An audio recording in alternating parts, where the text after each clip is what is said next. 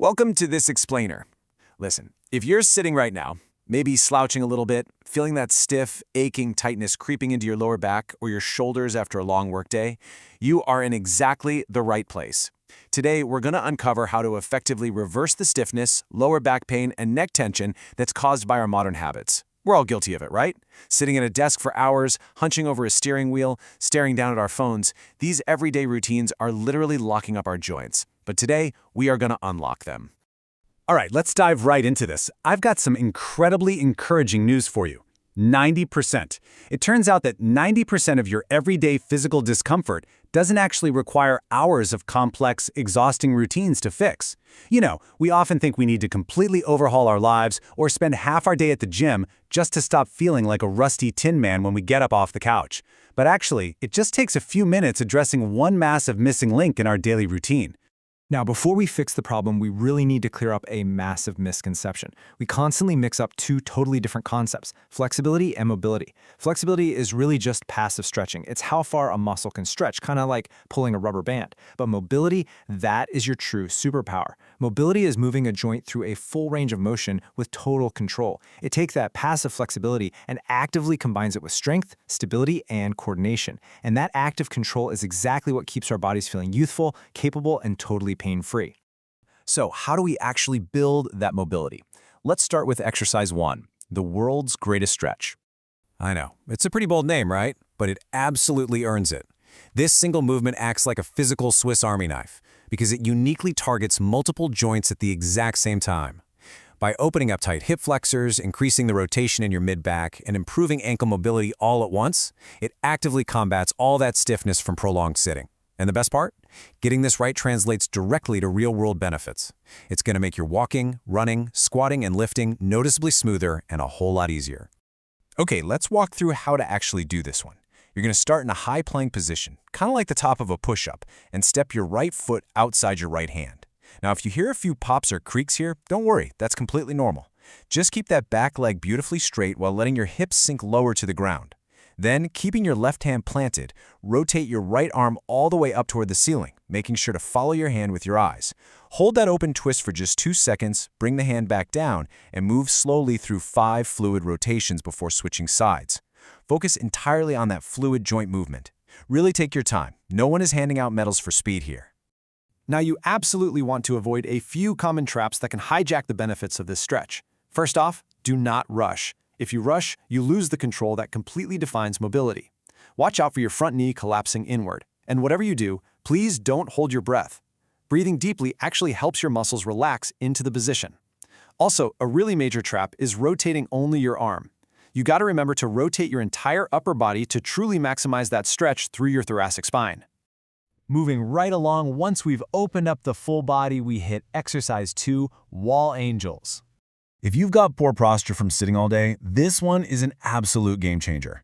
By doing wall angels, you aren't just stretching, you are actively strengthening your upper back. And that strength is exactly what pulls those hunched, rounded shoulders back into their proper alignment. As a direct result, you're going to significantly ease that stubborn neck tension we all tend to get by like 3 p.m., and you'll greatly improve your ability to reach overhead safely. So how do we do a perfect wall angel?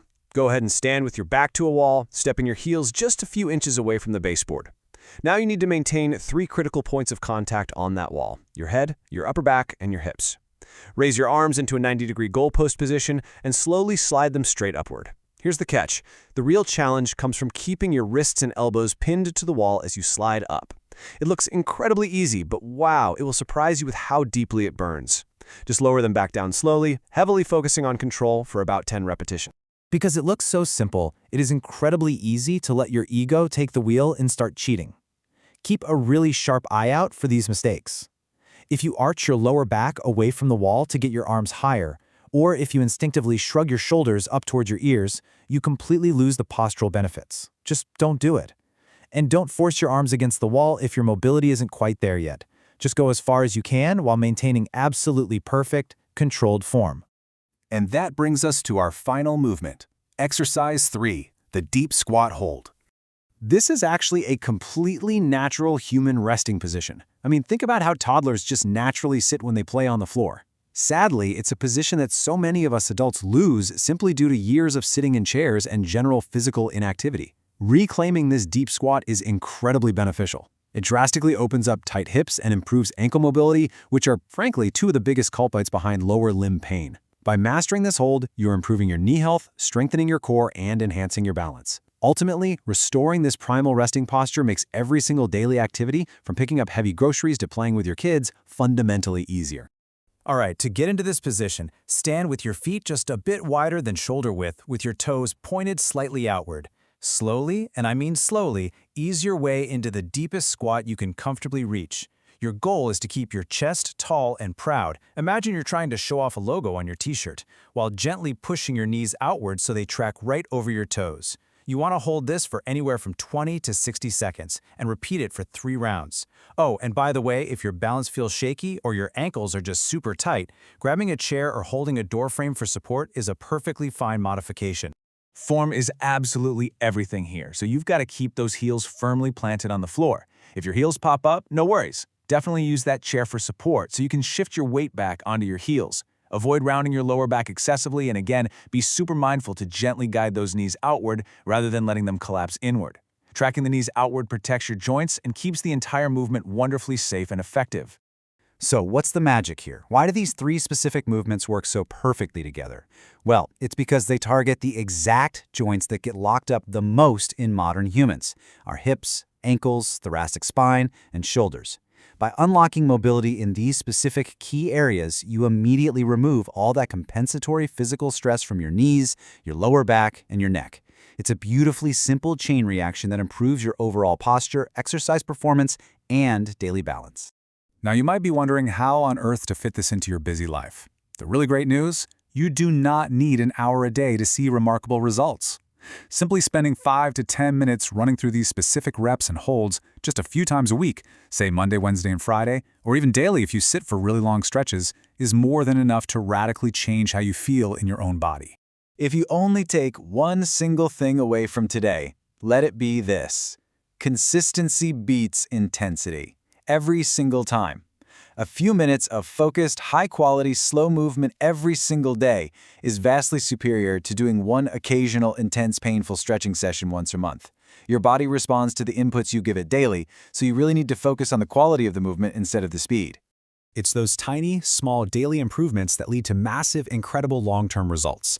Mobility is perhaps the single most overlooked part of fitness, but it definitely doesn't have to be. If modern life has trained your body to be stiff, remember that you absolutely have the power to train it back to freedom. So I'm going to leave you with a quick question to think about. Which of these 3 exercises are you actually going to try today to start reclaiming your movement? Let that curiosity drive your consistency. Thank you so much for joining me on this explainer, and keep moving.